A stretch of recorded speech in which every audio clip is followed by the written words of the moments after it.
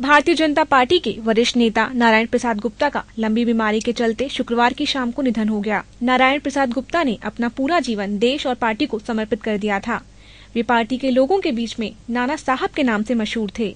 हम आपको बता दें कि नारायण प्रसाद गुप्ता मध्य प्रदेश के गृह मंत्री उमाशंकर गुप्ता के चाचा थे। जैसे ही उनके निधन की खबर जनप्रतिनिधियों तक पहुंची, वे अपने आप को उनसे मिलने से नहीं रोक पाए, जिसके चलते उनके पार्थिव शरीर को अंतिम दर्शन के लिए प्रदेश भाजपा कार्यालय में रखा गया, जहां नेताओं ने उनके अंतिम दर्शन किए और श्रद्धासुमन अर्पित किए। इस मौके पर प्रदेश के मुखिया शिवराज सिंह चौहान ने उनके व्यक्तित्व की तारीफ करते हुए श्रद्धांजलि अर्पित की। नारायण प्रसाद गुप्ता जी नहीं रहे, उनका व्यक्तित्व अद्भुत था।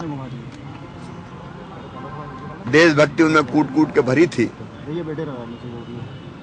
और इसलिए बचपन में ही उन्होंने स्वतंत्रता संग्राम में भाग लिया। भोपाल के विलीनीकरण के आंदोलन में भी बढ़ चढ़ के उन्होंने हिस्सा लिया। स्वतंत्रता के बाद उन्होंने अपना जीवन राष्ट्रीय स्वयंसेवक संघ के माध्यम से देश की सेवा के लिए समर्पित कर दिया। भारतीय जनसंघ के स्थापना में और इसके बाद काम बढ़ाने में स्वर्गीय कुशाभाऊ जी ठाकरे, स्वर्गीय प्यारेलाल खंडेलवाल जी के साथ जिनका सर्वाधिक योगदान रहा, वे थे नारायण प्रसाद जी गुप्ता। पूरे प्रदेश में घूम घूम के उन्होंने जनसंघ के संगठन को बहुत मजबूत किया और विशेषकर दल चलाने के लिए धनराशि की जो व्यवस्था है वो कार्यकर्ताओं के बीच से हो, जनता के बीच से हो।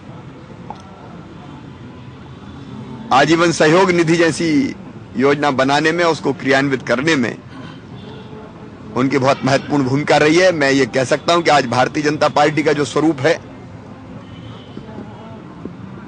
वो स्वरूप देने में जिन 3-4 लोगों का मध्य प्रदेश में सर्वाधिक योगदान रहा है ठाकरे जी के साथ, उनमें से एक थे नारायण प्रसाद गुप्ता जी, सदैव उत्साह से भरे रहने वाले और हम सबको दिशा देने वाले, हम जैसे अनेकों कार्यकर्ताओं को। नाना साहब नहीं रहे, मैं उनके चरणों में अपनी ओर से, प्रदेश की जनता की ओर से विनम्र श्रद्धांजलि अर्पित करता हूं।